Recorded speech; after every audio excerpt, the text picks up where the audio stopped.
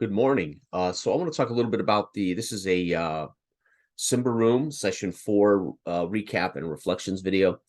I kind of set this up. I've made a video or so for those who are following of how they were going to start the session, and that I think it went well. Put them right in space, uh, in a way, uh, um, in the thick of it, so to speak, but without limiting their choices. Right? They could investigate, pursue the potential villain and what's happened, or uh head to Yindaros and tell the Chamberlain what demands had been put on him and the family. And who knows, who knows.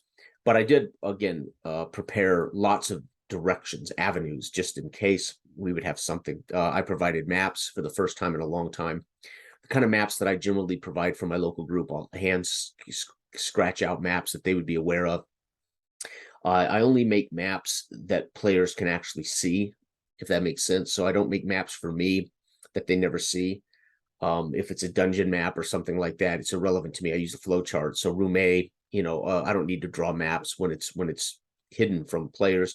It's a flow chart. The entrance of the thing, the big room, the little room, the secret room, whatever. So I just make a flow chart when it's just me. I don't need a map, and then I can make up what I'm seeing in my head as they traverse the dungeon or the castle so that's kind of a GM thing. But when I create environments that I want them to be aware of, so they aren't working from ignorance, which is what I did here. They were supposed to have spent 2 weeks on this royal family's estate, living with the family, guards and escorts for the family when traveling. So they needed to know who the servants were, the NPCs were, the locations were. So they got some maps, and I didn't know what they might investigate or where they might go, etc. So it started with them in a way, charged by the villain Chavarot to tell the Chamberlain, do what we have told you to do, or we will execute your son, daughter, and grandkids, daughter-in-law and grandkids. So the session opens up with him awaking and finding out the situation, discovering that there were still servants alive, some dead, some had been killed. All the guards and the actual state guards and the captain of the guards had all been killed, and they had been put on display as a warning and as a reminder to the characters, to the heroes, to our protagonists, that we are deadly serious. And so they've killed these guys. They discover around the display in the garden of the warning, webbed feet, as I introduce the Andrix, which is in the Monster Codex. The very last pages of the Monster Codex for Symbaroum is a race called the Andrix, which apparently were originally invented kind of as a joke, but actually are very interesting, and I think became, probably by some fans, as a very neat race of creatures. And I used them because there's rivers into this. You can see where they're at. So Murgile is the city. They come in on the river takes them up. They would then traverse into the estates, and their estate would be like here. So there were rivers and lakes, and I wanted these Andrix, which are known as pirates. They're basically river pirates to some degree. They, not totally. They're peddlers, they're travelers, they're nomads. They don't settle because they are. It describes them as a bastardized race that is hated by all the other races because it is a bastardized race. So kind of a mixed race of creature and humanoid. So they, of course, aren't readily welcome anywhere. So they are what they are. And I thought this is a perfect group of creatures that this iron-packed Ambrian human would hire or use as a mercenary to kidnap this family. I thought it just works perfectly. So it was a chance for me to introduce this race that they normally wouldn't see, probably in Symbaroum. Also, we were in the Ravens Mountains, which takes us away from the Davokar. North, you can see they could enter into the Davokar, and I wasn't certain whether they would chase off into the Davokar after him, knowing he's iron-packed mercenary, or whether they would attempt to track directly out of the estate, which is ultimately what they did. So a couple things happened that in a way saved them, because I made the tracking of the little girl. So one of the children escaped being captured and had run off and was hiding in the estate. And they would have had a heck of a time finding her, because I made that tracking this 8-year-old girl was going to be a -5, very difficult, because this little girl would have been light of foot and would have moved quickly and would have gone directly to a place that she is comfortable hiding in. But fortunately, Shig used his witch sight and was able to pick up remnants of shadows of the villains, of the earth, of the trees, of the victims, and also a little bit of remnants of the little girl's shadow. And it led him in a direction, and it helped them find her very quickly. So they were able to rescue the 8-year-old girl, return her into the hands of the cook and the servants that were still left alive. The enemy had loaded a wagon with the family and left the estate, dropping the giant iron portcullis behind them and cutting the rope that would allow them to hoist it. So they had to rig up some of the horses and pull the portcullis up. Once they got outside, they tracked. This wagon was so big and so heavy that they could see the tracks. So very easy for them to find and track. David's character was able to recognize that this was more of a military wagon, more of maybe a prisoner wagon. So bigger wheels, with generally a metal protection around the wheels. And so he recognized it as one of these military prisoner wagons. So they knew they were keeping them in a wagon or something. And they followed that north. They followed it basically, if you assume that somewhere here along the mountains is the estate, they followed this direction in the wilderness until they came to a bridge that crosses this lake, or these rivers. They then head up between these two mountain passes they find a small village of Ambrian humans who are pretty isolated from the rest of the world. They bump into an Andrix there. They interrogate an Andrix who ultimately is part of the group, and he was left there to make sure nobody followed. But they basically intimidate him, get him to admit that they went to an old abandoned mine as a hideout or headquarters further up the mountains, and they run him off. They shoo him out of the village, and the local villagers also shoo him out of the village as they realize he is a corrupt and evil Andric, or dark Andric, who might have some wrongdoing here, kidnapping this royal family. They pursue up the mountain pass. Dell's character chooses at the village to perform his fortune-telling ritual, which takes about an hour. So meanwhile, David's character purchases these wood-crafted statuettes from a teenager, and all the villagers begin to lighten up, and they begin, due to David's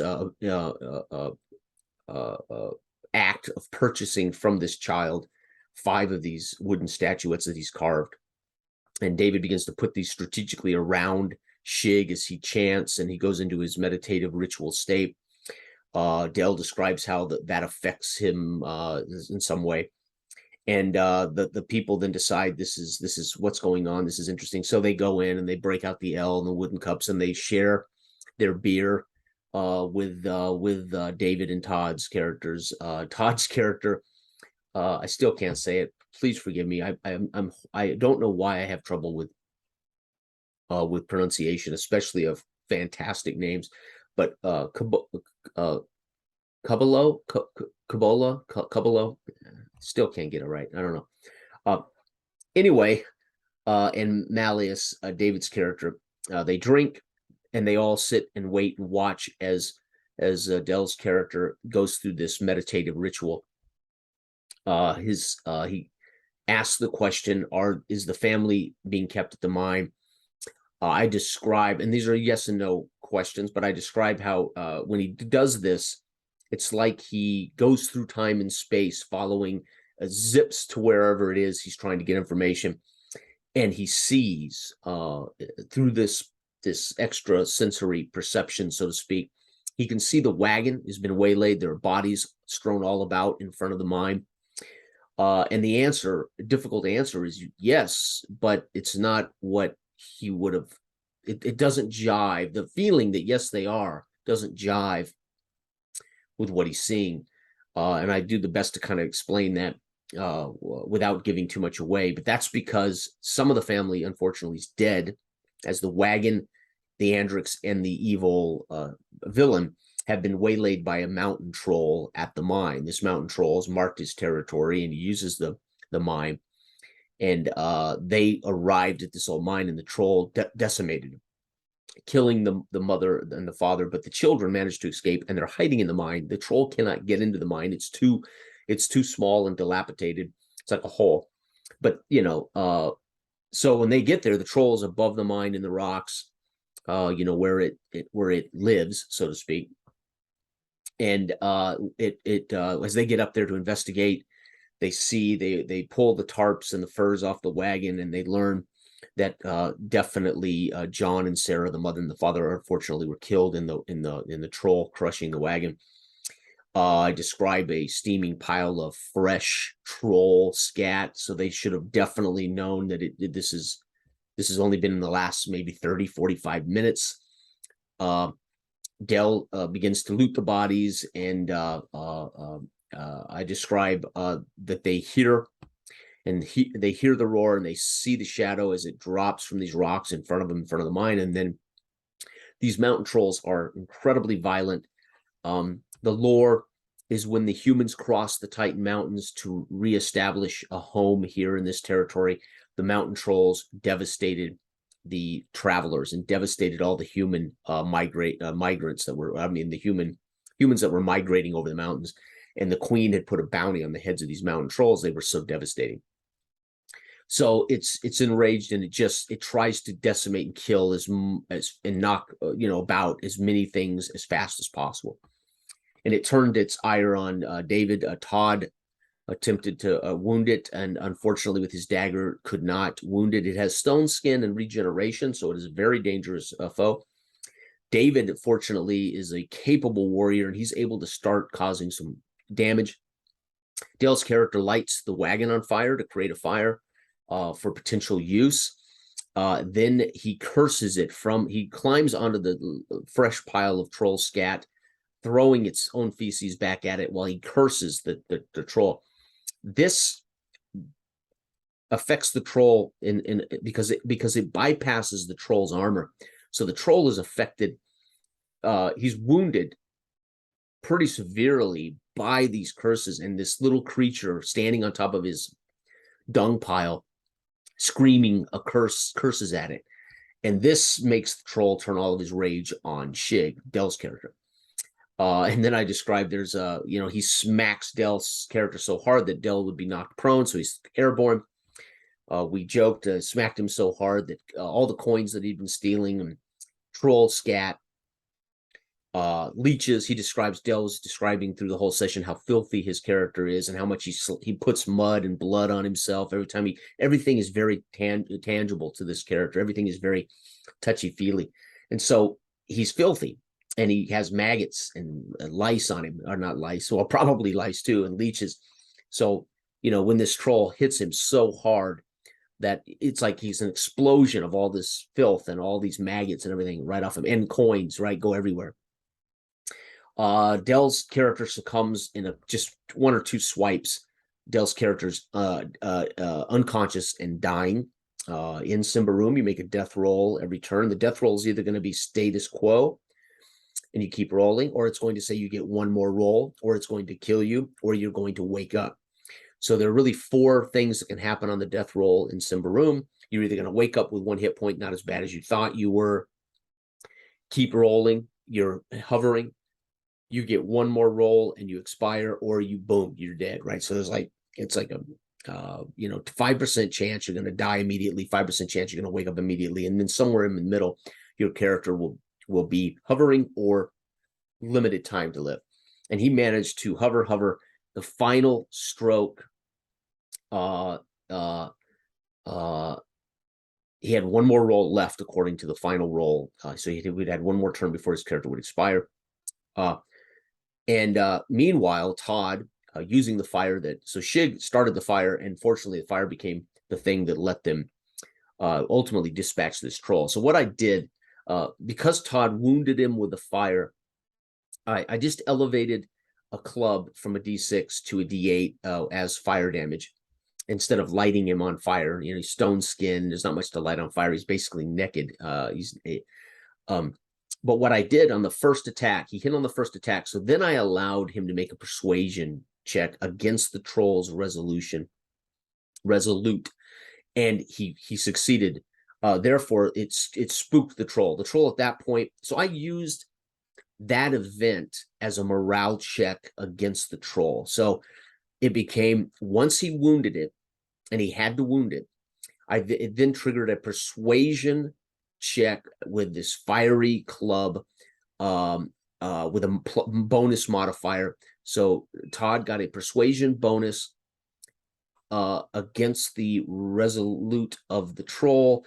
That successful check basically turned the troll to run. At that point, the troll was running for its life.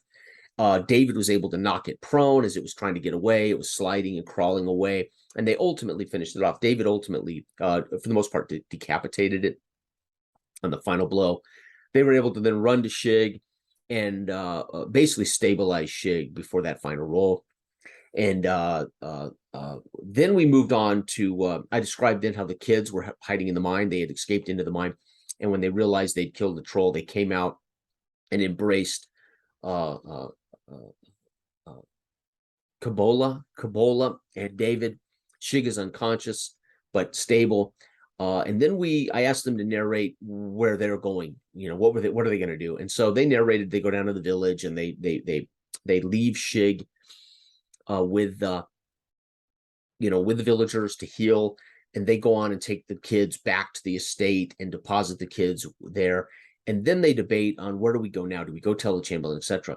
And when they agreed that they needed to take the wagon and the kids and go, and so I gave them their final interlude narration, and then we had a final scene. And that interlude was that they traveled back up the road to the boathouse, back on the boat, went down the river to Murgle. At Murgle, they acquire the royal family's wagon and horses that are stabled there, and they ride to Yindarus.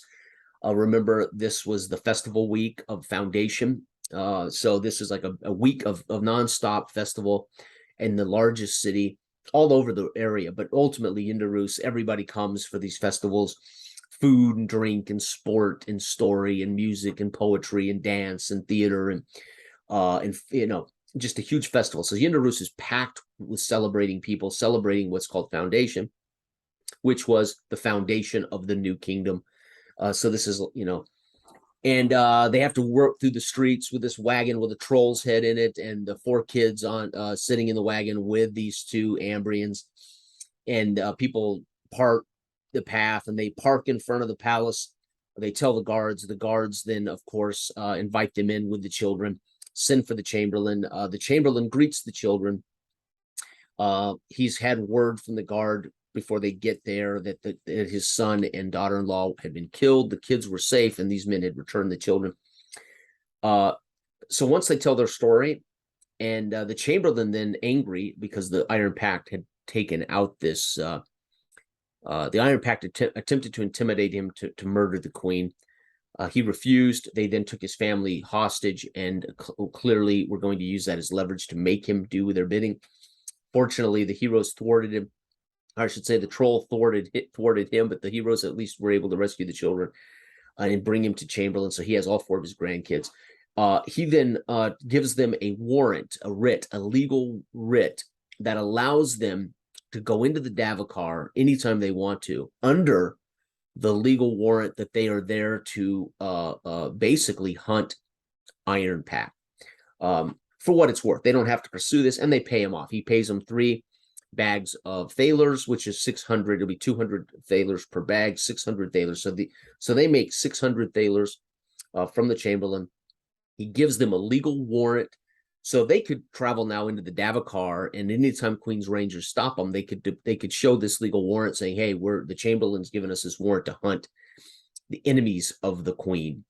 And so they have this warrant now that would let them travel the Davokar without a treasure hunting license, is what it amounts to. And of course, if they hunt Iron Pack, if they choose to, there would be obviously opportunities to increase their status in the kingdom, but also to get a paycheck, another source of income from the Chamberlain. And so there you have it. Session done. This was my second session as a GM of Symbaroum. This was great. This was more traditional prep for me. The first session, I prepped a very linear module, and that's not something I generally like to do. I've done it a few times in the last couple of years, but traditionally I do more of a sandbox open world kind of gaming for my traditional prep, which means I have all kinds of different opportunities, and they're, whatever they do, I can, it can work based on the player agency of what they choose to do and how they choose to do it. So I had prepared river stuff in case they went on the river, and they almost did. Shig was pursuing these webbed feet lead, and he wanted to run up to the river, get on the river, and go. And then they would have been dealing with Andric pirates, completely and utterly separate from the actual saving of the family. So it would have been interesting. We'd had a great time, but it would have ended in a bad way, as ultimately they would have been they would have not been able to rescue the children of the family. So in a way, they dodged that bullet. I also had prepared Murgle and Yindarus if they went to Murgle or they traveled on. So I had some stuff prepped in all different directions, just in case. You want players to have the freedom to follow what they want, or their instincts, or their guts, or what they think's the best path. And so you want to prepare a little of something every possible way. I mean, you can't possibly know everything, but if you've got the world in a way fleshed out, and there's truths in every edge of it to some degree that's within their touching distance, you're going to do okay. You're going to have fun. And that's how I usually prep and have prepped for 20 years. Obviously, the last couple of years, I have, my preferred style of GMing is naive narrator presenter. So, of course, to do that, I use Dark Age of Man or Astonishing Interplanetary Adventures or In Darkest Warrens. I use very simple games so I can do this naive narrator seat. For me, my favorite playing now, role playing as a hobby, number one for me is naive narrator seat from the presenter's chair. That is my ultimate joy in the hobby, is that position as a GM. Of course, I will GM whatever the game demands, right? I mean, if I'm GMing if I was GMing a 2D20 Conan or Star Trek game, I would certainly prepare, because those games have they put a certain demand upon their resource management. There's just, every game kind of demands a particular thing, and Symbaroum demands that Dell can ask that question. I can make a roll and make it random and roll. Are they there? Are they not there? And I can roll and say, yes, they are there. I mean, anybody can do that, but I'm okay with, what I'm doing.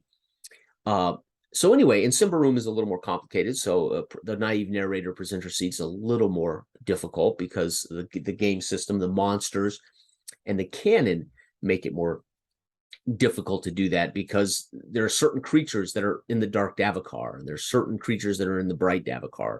The mountains, there were certain creatures available to me in the rivers and the mountains. So again, you want to keep that stuff in context, right? Plus, these characters are leveling up. I think they've all had now a chance to make at least 2 steps up. I think Dell's character now will have his 2nd step up. My character's had 2 steps up already. And Todd will have a character with a step up. David will have his 2nd step up, I think. So we're all getting, basically, there are no levels in this game, but as you earn experience points, you can spend them in a myriad of ways to improve your character, which I love. It's a levelless game that you can customize how you advance your character. So Symbaroum is without a doubt one of my favorite modern games, both setting and system. I prefer levelless gaming. I prefer creating original characters. And Symbaroum gives you nice archetypes you can follow, or you can make your own. So I've made a ranger / hunter, completely different than what's in the books, but he follows into a more of a ranger / hunter soldier category.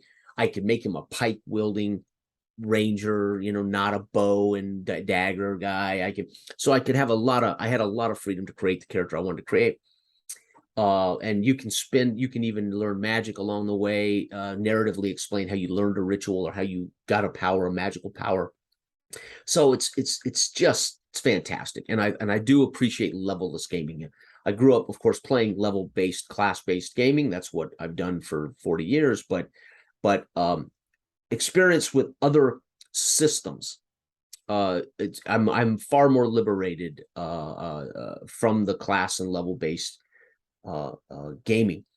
It's not a preference so much as well, it is a preference. I prefer levelless class-based game, less level-less gaming. However, I still love my OSR D20, so I'll do whatever the game demands. But that's a big difference in Symbaroum, is I guess the gist of what I'm saying. So my second run was great. Much more comfortable with the system. Absolutely now at this point, very, very comfortable. Love the fact that we've established the actual canon of the world. We've now had a taste of corruption. We've had a taste of the beasts and the Davokar. We've got Rigel. We've got some chief NPCs now the party can play roles with. The Chamberlain would now be a connection. Would actually be a major high-level NPC in the court of the Queen that the players would have some connection to now.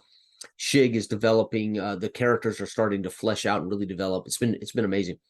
And again, Symbaroum's core book points out the gist of the nature of the start and where you're at and what you're doing, but makes it very clear that all those edges around Davokar are wide open for you to create your own cultures, your own thing. And so I put a human culture here in the mountains that was, isolated from the rest of the world. I brought those Andrics into play because we're right there by that lake, and the rivers here you can see in the right over here in the background. And of course, I thought then that would make a great, as they are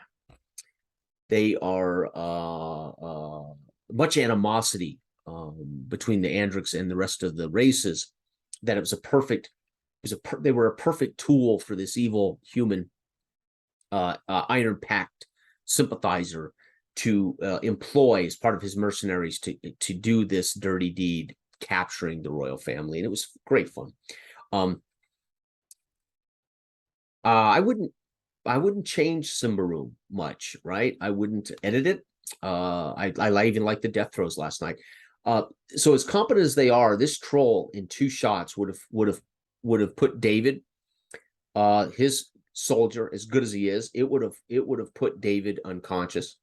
It put Shig unconscious in one attack. One turn it gets 2 attacks, two hands, doing 8 points of damage per. It heals 4 per turn, and it has 6. It soaks 6 armor. Very easy to hit, very slow, but incredibly dangerous. And this is what I love about Symbaroum. It's like the snake, the Canaran in the first session. It's not like you can't hit this thing. It's pretty easy to hit. It's that, can you breach its skin? And once it gets hold of you, can you survive it? The troll, again, similar, not difficult to hit this thing, which I love. Unlike D&D, where it's hit, miss, hit, miss, hit, miss. If something's difficult to hit, it's difficult to hit. But then, of course, that, because of the hit point bubble, makes it's just a long story. And so there is nothing I would change about Symbaroum's core rules. Why they felt that they needed to make a 5e version of it, obviously to capitalize on the popularity of 5th edition rule set. But I cannot imagine Symbaroum in the traditional D20 superhero-esque rule set, especially once you get up there past level 5, 6, etc. The setting, sure, I guess, but it's perfect. For me, it is a perfect dark fantasy game. Again, I admitted last night, I'm not great with Magic. Number one, I'm not a big Magic fan. I like low level, more realistic, gritty, low Magic games. I'm not a big Magic guy. And all of my, I don't read a lot of fantasy. I read either histories, biographies, or I'll read something like The Last King. Oh, what are those books? I can't remember the Cornwall books. And I've read a couple of other fantasy series that were just good fun, but they were again less magic. I mean, evil. The magic that shows up is more or less the corruption or the evil. So I like that. So I'm not real good at using magic as a villain in games, right? It's not my thing. So I'm more of a Conan. I ascribe to the Howard version of magic, that if it's magic, it's evil, and Conan doesn't. The barbarian does not appreciate the magics of the world, the sorcery of the world, so to speak. So for me, I like magic being that thing. But as a GM, there are certain tropes that I certainly appreciate. I appreciate the epic monster that is either evil or very animalistic, like this mountain troll. I appreciate those encounters because they just create a particular flavor in my imagination, in my mind, and I dig those kind of tropes.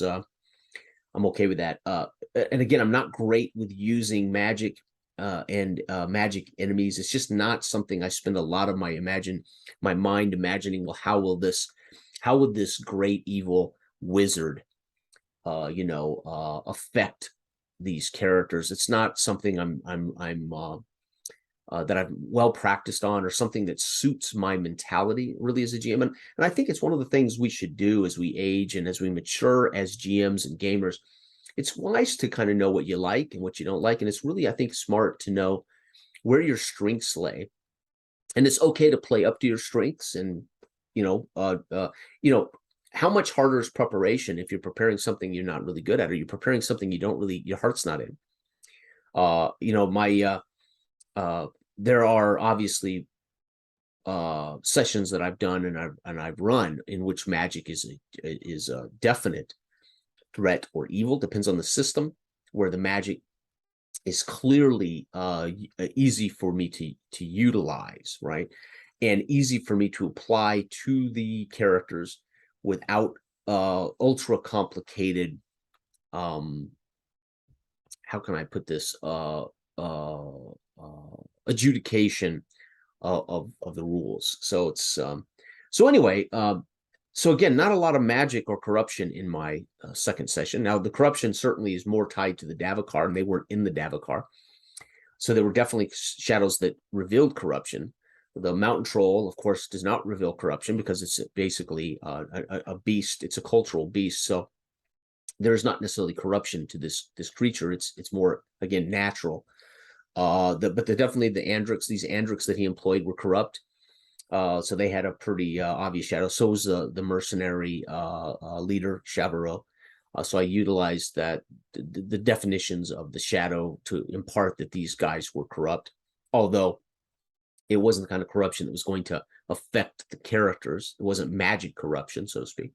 So those are just great foreshadowing ways to make it clear to the players they're evil, right? The other thing I love about fantasy gaming is I don't mind there being. I want players to have to make tough decisions. I want them to have to decide and have risk reward and tough decisions. If I save the kids, something happens. If I chase down the Andrics, they're going to sacrifice the family. Or if I run to the Chamberlain, they'll sacrifice the family. So one of the things they didn't know is if they chose to go tell the Chamberlain, oh my God, they've kidnapped, like all kidnappers, they would have ultimately found a way to hide the children. And then ultimately, whether he killed the queen or not, they were going to, kidnappers aren't giving your family back, so to speak. So if they had went to the Chamberlain and said, Chamberlain, they've kidnapped your family, they want you to do something. That would have informed the Chamberlain, but ultimately it would have meant the death of his family. And then the queen, again, the Chamberlain was not going to assassinate the queen. So it would have been an interesting event, so to speak, if they had just headed directly to the Chamberlain to warn the Chamberlain. Fortunately, they felt the pressing need to go after Symbaroum and the family, which was very cool. Which makes sense. I mean, they were in charge of taking care of this family. So in a way, it was on their watch that these guys were kidnapped. So, why not go after the bad guy? But You never know what people are thinking. So anyway, I'm loving it. It's great. I'm enjoying playing it a lot. I love the rotating GMs. It's not been a problem at all for us to keep a coherency and a context. So, we're all in agreement that Rigel plays this kind of role, is giving us quests or giving us contracts. They aren't limited by where we go and what we do any more than I was to put us in the mountains and do a non-Davokar treasure hunt episode. There's nothing to stop David from putting us in the Radina, the little town of Radina, on the very far south edge. There's nothing that would stop him from putting us outside, on the western borders, past the river, in another region. There's nothing that would stop us from the context, the integrity, the contextual integrity of what we're doing. Even sharing the GM role is absolutely sound, and it's fantastic. There's been nothing that contradicts what we're doing. And it's been fantastic. Again, I hope Todd had a good time. It's tough to tell. Todd seemed to have a good time, and it's hard because when we're all video off and we're all listening, you get a pretty good sense of everybody's contribution. But with his video off, I kept feeling like I was forgetting Todd, and I hope he didn't feel left out. But with three talking heads, I tended to go, oh yeah, we got Todd. Are you there? And then of course, because I couldn't get the name of his character right, that's always an insult to players, and it's not what I intend. I don't mean any insult. It's just not easy for me. It's one of those things, right? Name your character something that's one syllable, and I'll get it right. Right, Shig. Malleus. It took me a minute. I think a couple times early in our first, it was Malleus, and then it was Malleus or something. I finally got Malleus right. So I can't remember what the name of my character's Taro, right? Taro. No, Taro doesn't make any difference to me what you say. So enjoying it immensely. Saturday, I'm running the Chronicles Session 2, Dark Age of Man. This is long overdue. I was ready to play immediately after the first session. It's such amazing. I cannot express the level of engagement, how I as a presenter even am sucked into these characters and this world. There is just no wall between our engagement in Dark Age of Man and the setting in the world and the characters that pulls me out of that. I'm utterly engaged. You cannot. It's hard to fathom in a 2-hour window with characters in 3 different places doing 3 different things, how much occurred that was never overwhelming and never overcomplicated. So I cannot wait to get back to Chronicle Session 2. And we're going to do 4. We got 1 down. We got the 1 coming up, and we got 2 more. This, though, I think this particular session coming up Saturday is going to it's going to be, in a way, it's going to be a pendulum session, in that there could be turning points that, directly turn us in one direction or another for Chronicles 3 and 4, because of the state of the conflict between the pagans and the Christians. So I'm very much looking forward to Dark Age of Man this weekend. So that's going to be great. Dell was trying to go live last night and things didn't work out. Fortunately, I record everything, so I will continue to record while hopefully Dell and his team here at Roleplay Cafe can get the live stream thing worked out. I'm patient. I'll be patient. I don't even care if we go live. I mean, I don't mind recording it and putting up. Being live, I don't know how many people would watch live anyway. Maybe friends or family might watch live. So anyway, he doesn't have to lose sleep over making sure we live stream anything. Is my point. I can record them and we can upload them right after the game. So, all right. So I want to thank David, Dell, and Todd for a fantastic evening last night.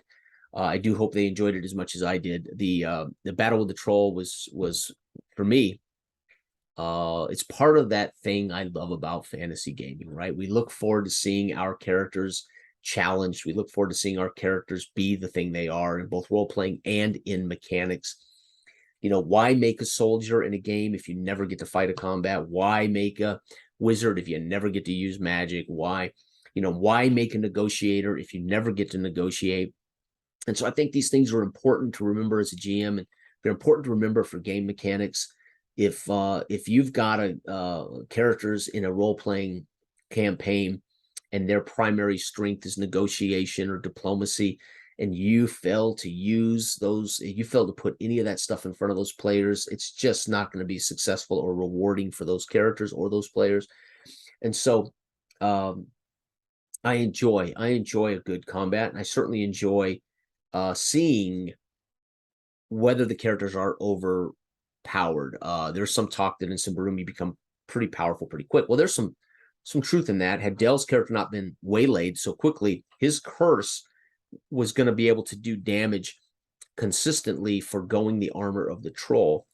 And the troll obviously felt that instant pain and that instant panic and that effect of the curse. And so it turned its rage on him and smacked the snot out of him. But honestly, David, if he had taken that second hit from the troll in the initial combat, David's character would have been unconscious.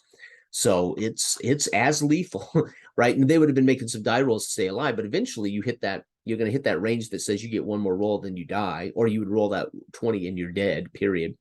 Or you roll the lucky one and you're awake at 1. Well, awake at 1 doesn't help you a whole lot. It just means you're not dead. So great fun, though, I tell you. And I love the pain threshold mechanic. So when something is hit, it has to be one wound. So you don't combine both punches for a pain threshold. One of his hits has to cause enough damage to overcome the pain threshold, which forces a player to make a tough decision. I either go prone or I give them yet another opportunity attack. And so going prone opens you up to opportunity attacks in turn 2 or 3 or whatever, if there's other combatants around your character. So against the troll, it was wise for David to take the prone situation because there were no other characters that were going to get opportunity attacks against him. So it was wise to actually allow himself to be knocked off his feet so then he could get up and recover. And there was no extra opportunity attacks with other creatures around. So again, Symbaroum is a mapless game. You do not need maps and minis. And it's done in such a way, it's written in such a way that we can have theater of the mind combat with minimum use of tools. And it still has tactical advantages. And it's not map tactics. I'm in square here, and my cone of fire hits these 7 squares at this range. Not that kind of tactics, but there are tactics. If we can get 2-on-1, we get a bonus. If you try to evacuate the combat and there's multiple combatants, there's an opportunity attack. If I try to get up from a prone situation, they're going to get an opportunity attack. So these things create tactical choices. David choosing to go prone against the troll meant that he had to get up on his turn, but he wasn't going to suffer any opportunity attacks to get up the next turn, or worse, accept opportunity attacks instead of going prone. So these are choices you make. If they had been in a battle with the Andrix and David's character was surrounded and this had occurred, he would have suffered. He would have had to choose, go down and maybe suffer opportunity attacks getting up on the next turn, or stay on your feet, but they all get one more opportunity attack. So the combat could be incredibly lethal by numbers, right? Just being surrounded by a couple of Andrix would have made an epic fight scene for David with his twin weapons. His skill set with being using 2 weapons at once. And you can imagine David in a fight with 2 or 3 creatures could create these epic, remarkable, and then he would have these choices to make when and if he suffered a blow that was beyond his pain threshold, right? These interesting tactical decisions. They become tactical because you're making a tactical choice. Do I accept this for this, or do I do this and maybe this happens? That's tactics, right? There's risk-reward choices. And so Symbaroum is a simple, but it's pretty sophisticated without being complicated. And I like games that are sophisticated but not complicated. And I think I've covered it pretty good. So anyway, great game. They all score 600 thalers from the Chamberlain. They have a warrant now that gives them, in a way, it gives them a badge to hunt in the Davokar, members of the Iron Pact. So in a way, they become a Chamberlain special force, which is kind of fun. So, all right, everybody out there, have a great weekend, and stay tuned. Saturday, Dark Age of Man Chronicles Session 2 with Brian, Sam, Dell, and I will be presenting that. Thank you for watching. Good day.